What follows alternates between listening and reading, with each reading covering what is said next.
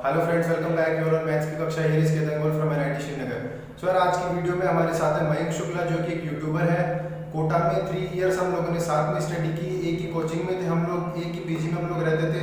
सो यार, स्टूडेंट ने अपने जेई एडवांस की स्कोर को 3 टाइम्स इंक्रीज किया in his drop year.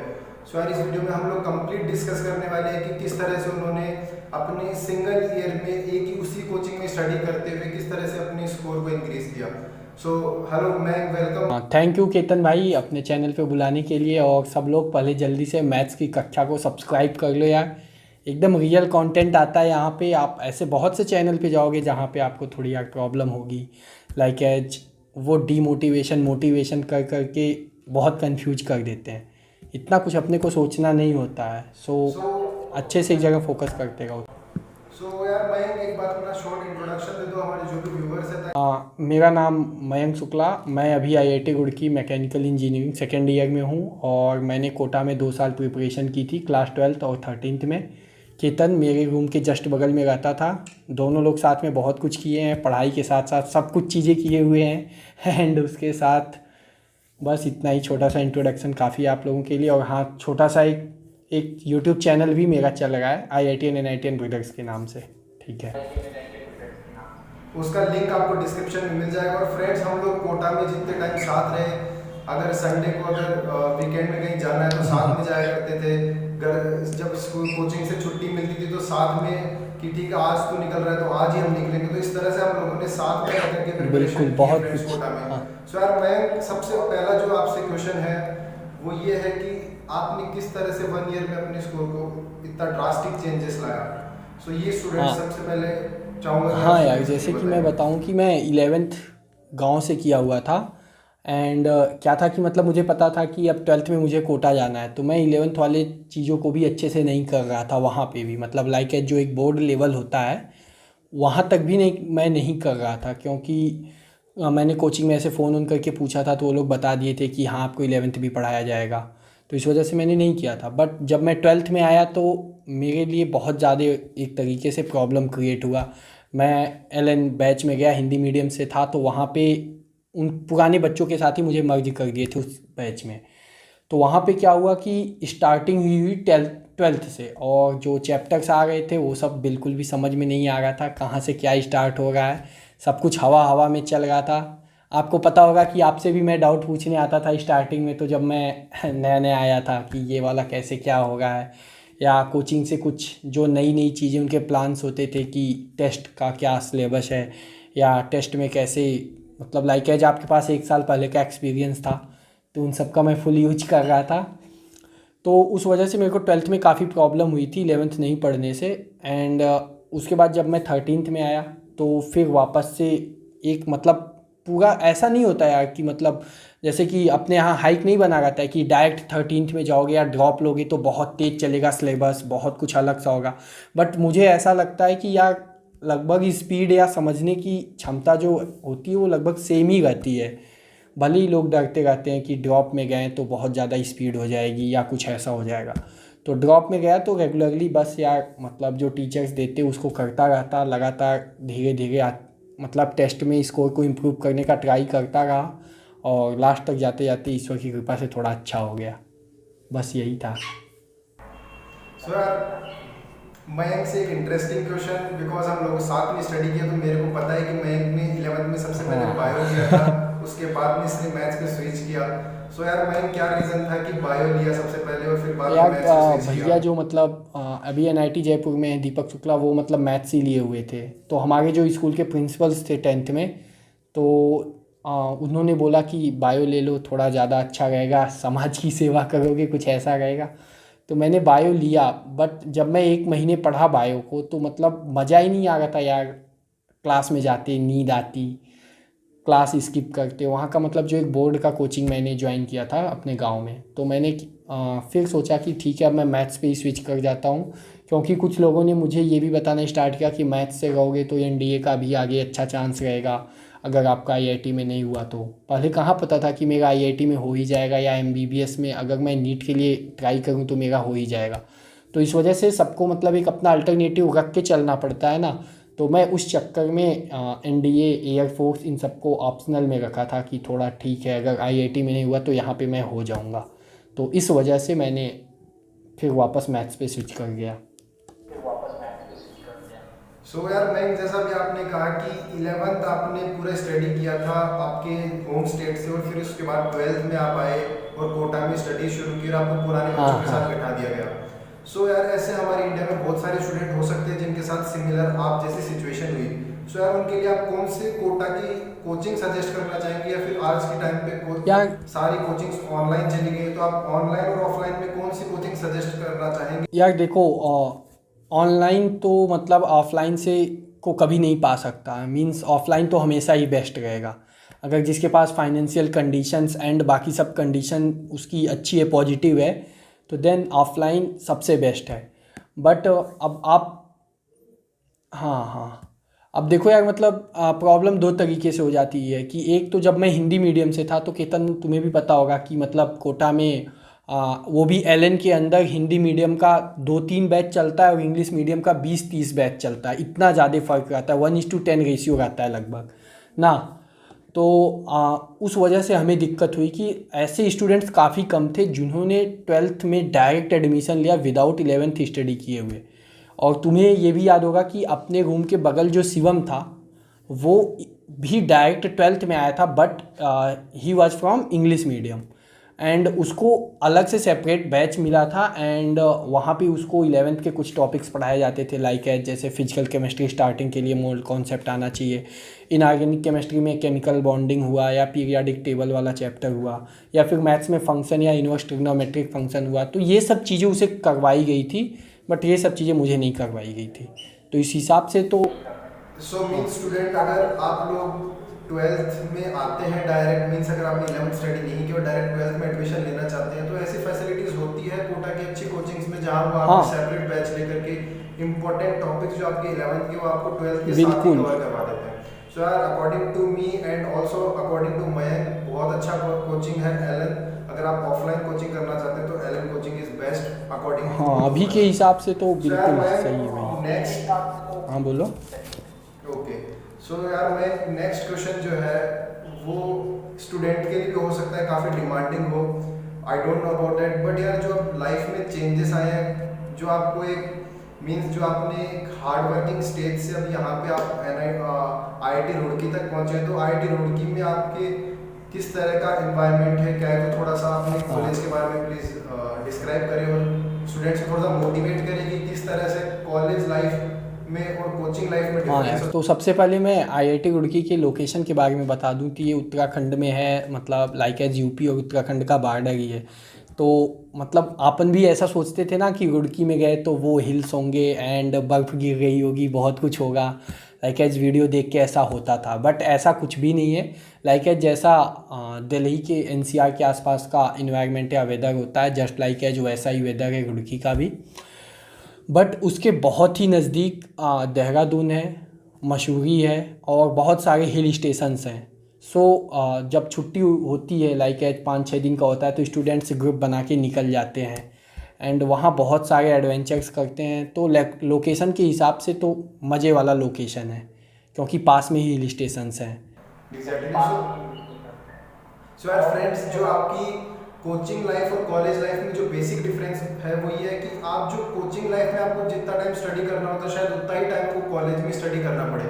But यार कॉलेज में जैसे मयंक बता रहे कि रेगुलरली हम लोग मज़े करने को रेगुलर मिलता है कॉलेज में, बट कोचिंग टाइम में क्या होता है, अगर आप कहीं बाहर भी निकलोगे, अगर आप एक डेडिकेटेड स्टूडेंट हो और अगर आप सोचा कि यार आज संडे थोड़ा बाहर घूमे आते हैं, तब भी यार टेंशन रहेगा मन में कि यार आप जा करके ये होमवर्क करना है, मैथ्स करना है, फिजिक्स करना है, केमिस्ट्री करना है। सो यार this is the basic difference coaching और कॉलेज लाइफ में। कॉलेज लाइफ में कोई भी प्रेशर नहीं होता, आपका एक कैरियर ऑलरेडी सिक्योर हो चुका है, आप भी जानते हैं, आपके पेरेंट्स भी जानते हैं कि आप कॉलेज में आ गए हैं, तो एक आपका फ्यूचर थोड़ा सिक्योर है और आप यहाँ से कुछ भी करें, आप एवरेज अपनी लाइफ तो जी लेंगे। सो यार फ्रेंड्स, जो कोचिंग और कॉलेज में ये बहुत बड़ा बेसिक डिफरेंस है। कॉलेज लाइफ बहुत अलग होती है कोचिंग लाइफ से, और इनफैक्ट मैंने और मयंक ने जितना सोचा था उससे भी अच्छी कॉलेज लाइफ होगी। हाँ यार, क्यों लाइक मयंक? जैसे कि अगर मतलब अपन अगर याद है ना कि जब दशहरा मेले में चले गए थे कोटा से ना, तो अपना एक दिन पूरा वेस्ट हुआ था।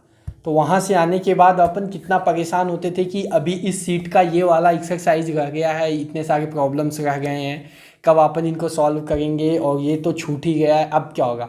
बट ऐसा कॉलेज में कुछ नहीं होता, चले गए, वो भी टाइम वेस्ट हुआ, आने के बाद 3 दिन सोए, वो भी टाइम वेस्ट हुआ, and without any tension.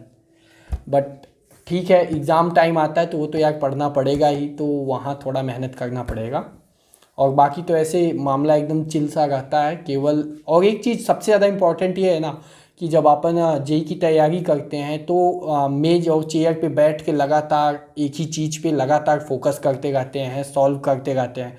But वो जब कॉलेज लाइफ में चले जाते हैं तो लाइक एज वो ग्रुप की तरह क्रिएट हो जाता है कि अपन अकेला ऐसा नहीं कर रहे हैं, अपने साथ वही सेम काम ये भी कर रहा है, वो भी कर रहा है, उसी में मस्ती, पढ़ाई, सब कुछ एकदम मस्त तरीके से हो जाती है। बिल्कुल यार, फ्रेंड्स जो कॉलेज लाइफ है उसमें सब चीज़ें बहुत अच्छे से मीन्स आप मैशअप करके सब चीज़ों को यूज़ कर सकते हो। आप वहाँ पे स्टडीज़ भी करते हैं, वहाँ पे आप अच्छा स्पोर्ट्स भी होता है, वहाँ पे आप घूम फिर सकते हैं, बहुत अच्छी अच्छी ट्रिप्स होती है। तो यार कॉलेज लाइफ बहुत डिफरेंट है आपकी हाँ, कोचिंग लाइफ अभी से। तो इन सब का ऑनलाइन से सो मैं, मैं नेक्स्ट तो क्वेश्चन थोड़ा ये लोग उन सब चीज़ों को मिस कर रहे हैं जो नए लोग हैं अभी तो। बिल्कुल सही बात है। हाँ। तो मैं नेक्स्ट जो क्वेश्चन है वो ये है कि कोटा में जितने टाइम आपने हाँ स्टडी किया तो क्या मेजर मिस्टेक्स रही जो आपने 12th के साथ की, और वो मिस्टेक्स जो आपने इम्प्रूव की अपने 13th यार में? देखो, 12th में मेरी जो सबसे बड़ी मिस्टेक्स मुझे पता चलती है ना कि लाइक है, जो मेरे 75 मार्क्स आए थे फर्स्ट अटेम्प्ट में, मुझे नहीं लगता कि जितना मैं सोच रहा था उतना मार्क्स मेरे आ पाए, या जो मेरी मेहनत थी स्टार्टिंग में उस हिसाब से मैं 75 डिज़र्व करता था। बट ठीक है, आ गए तो उसके पीछे यानी मेरी कुछ ना कुछ गलती रही ही होगी। तो जो सबसे बड़ी मिस्टेक मेरी ये थी कि मैं अक्टूबर के टाइम में ही लाइक एज सोच लिया था कि मेरा आईआईटी में इस बार नहीं होगा। लाइक एज मेंस का कोई कॉलेज मिल गया वही बहुत बड़ी बात है। तो इस वजह से मैंने नवंबर में ही कोटा को छोड़ के घर पे आ गया था कि अब चलते हैं, बोर्ड की तैयारी करते हैं, एंड शायद 75% भी क्रॉस ना हो। तो इस वजह से मैं कोटा को छोड़ के घर आ गया। तो सबसे बड़ी गलती तो यही थी। उससे बड़ी गलती ये थी कि मैंने उसी समय सोच लिया था कि 12th में मेरा नहीं होने वाला है। तो अब एक गलती के बाद लगातार गलती स्टार्ट हो जाती। मैं घर पे आया, बोर्ड की भी प्रिपरेशन नहीं करता था, फुल मज़े करता था दिन भर, एंड ऐसे 2-3 महीने मैंने अपने निकाल दिए। बट वापस से मार्च में मैं कोटा आया, और केतन पता भी होगा कि अपन ने कितना मेहनत किया था लास्ट के 1 महीने।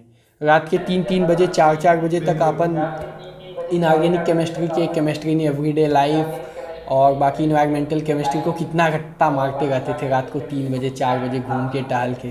फ्रेंड्स अगर हम लोग रूम में बैठ करके बोर हो जाते थे तो रूम के बाहर टेबल चेयर डाल लेते थे, टेबल चेयर से बोर हो जाते तो सीढ़ियों में बैठ के पढ़ने लग जाते थे। बट यार लास्ट के 1 मंथ में डेडिकेटेडली हम लोगों ने रात को 3-3, 4-4 बजे तक रेगुलर स्टडीज की, और यार यही साथ जो फ्रेंड्स का रहा ना उससे हम लोग इतनी मेहनत कर पाए। और कहीं ना कहीं जो हमने फ्रेंड्स के साथ में मजे किए, फ्रेंड्स के साथ में स्टडी की, उसी वजह से आज हम लोग किसी ना किसी कॉलेज में बिल्कुल सभी यार। फ्रेंड्स जितने भी उस टाइम के बैच में जितने भी स्टूडेंट थे सब आज हम किसी ना किसी अच्छे यार कॉलेज देखो, में हैं। कॉलेज कोई और आज आप अच्छा बैठे या हैं कि बेकार, जो हमें अच्छा लगता है हम वो करते हैं, और आप लोगों के लिए भी फ्रेंड्स करने की कोशिश कर रहे हैं। बिल्कुल लाइक एज बहुत कुछ अपने को सीखने को मिला ना वहाँ से, कि कभी कभी आपस में जब झगड़ा भी हो जाता था तो उसको भी कैसे लाइक एज हैंडल करना है, या किन्हीं अपने ग्रुप वालों में दो में हो गया तो उन दोनों को आपस से कैसे जोड़ना है। तो बहुत कुछ सीखते हैं। लाइक एज अभी आप घर पे होते हो तो मम्मी पापा आपके सब चीज़ों को डील कर लेते हैं, बट जब आप कोटा में होते हो तो वहाँ पे कोई नहीं होता है, आपको खुद सब कुछ हैंडल करना होता है। एंड इतने कम एज में अगर आप ये सब चीज़ें सीख गए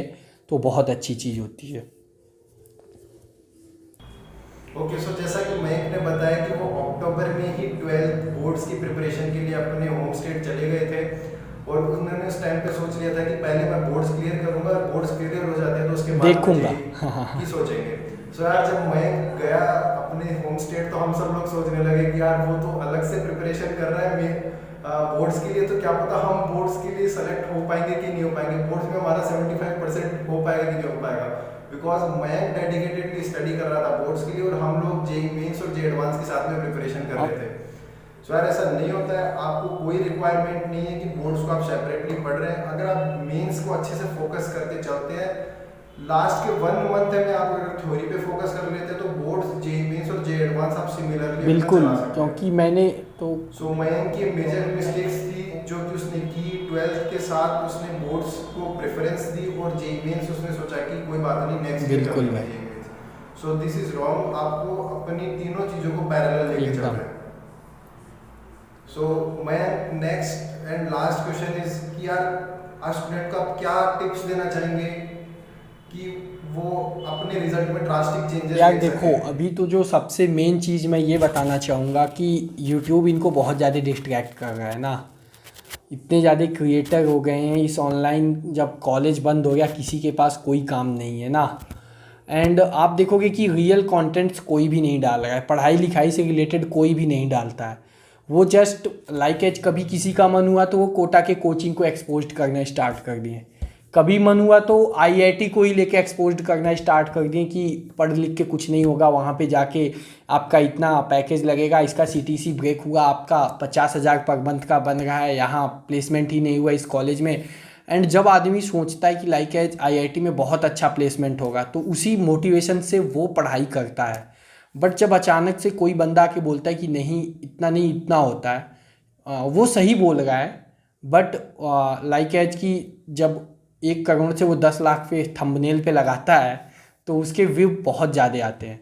एंड उस व्यू के चक्कर में तुम्हारा जो मोटिवेशन है, जो अभी तैयारी कर रहे हैं आईआईटी जेई के लिए, उनका मोटिवेशन बहुत ज़्यादा डाउन हो जाता है। और उसके अलावा कहीं आ गया कि डीमोटिवेट हो तो ये करो वो करो, यार डीमोटिवेट जैसा शब्द ही नहीं होना चाहिए आपके अंदर। तो हम लोगों ने तो बिल्कुल, आप एक अपना एक टारगेट सेट करें कि मुझे बिल्कुल। ये अचीव करना है। आप अगर टारगेट जेई मेंस अचीव नहीं कर पा रहे, आपको लगता है कि जेई मेंस बहुत दूर का टारगेट है, तो यार अपना एक डे का टारगेट बनाएं। जैसा कि मयंक भी जानते हैं, हम लोग रेगुलरली साथ में, कभी कभार तो हम साथ में बैठ के टारगेट बनाते थे। कभी भी जेई मेंस या जेई एडवांस को हमने टारगेट नहीं किया, हम लोग अपने पूरे डे को टारगेट करते थे कि यार आज के डे में हमें ये स्टडी करना है। सो आप अगर एक टारगेट वे में स्टडी करेंगे तो वहाँ आपके ना कोई डिमोटिवेशन होगा, ना कोई स्ट्रेस बिल्कुल। होगा, सिर्फ आपको एक इच्छा होगी कि मैं आज का टारगेट पूरा करूँ। और आप रेगुलरली अपने डे बाय डे टारगेट पूरे करते रहेंगे तो डेफिनेटली आप एनआईटी और आईआईटी में सेलेक्ट हो जाएंगे बहुत अच्छे हाँ, तरीके से। अब कॉलेज ये लोग मतलब यार अभी मतलब मैं भी चैनल पे देखता हूँ, उनके कमेंट्स पढ़ता हूँ, मैसेजेज को पढ़ता हूँ, तो वहाँ से यही फील आता है कि ये लोग डायरेक्ट कॉलेज का सोच लेते हैं। लाइक एज ये हर दिन अपने उस एग्ज़ाम वाले दिन के बारे में सोचते हैं, तो ये तो सीधा गलत है। लाइक एज जो अभी चल रहा है आप अपने उस टारगेट को कंप्लीट करने का ट्राई करो, नॉट एट ऑल कि आप सीधे डायरेक्ट उसी टारगेट को आज ही कंप्लीट करने का ट्राई कर रहे हो। तो सबसे अच्छा यही होगा कि आप धीरे धीरे चलते रहो, काफ़ी अच्छा होगा। ज़्यादा ऑनलाइन में बिजी मत हो, थोड़ा ऑफलाइन या बुक पे कंसंट्रेट करो, वो आपके लिए ज़्यादा अच्छा होगा। हाँ भाई, चलो Ketan sir, bye. Okay okay Mayank, thank you भाई। सर जैसा कि आपने देखा कि मयंक ने किस तरह से अपने ड्रॉप ईयर में अपने स्कोर को 3 टाइम्स इंक्रीज किया। क्या था वहाँ पे, उसने क्या चेंजेस किए। उसने कहा कि मैंने सिर्फ स्टार्टिंग में बोर्ड्स पे फोकस किया, उसने नेक्स्ट टाइम में जब बोर्ड्स नहीं था तो उसने अपने जेई मेंस और जेई एडवांस को पैरेलली लेकर के बहुत अच्छी प्रिपरेशन की। सो यार इस तरह से आपको भी प्रिपरेशन करनी है। So thank you guys for watching this video completely. If you like this video अपने फ्रेंड्स के साथ शेयर करें, चैनल को सब्सक्राइब करें। Thank you so much.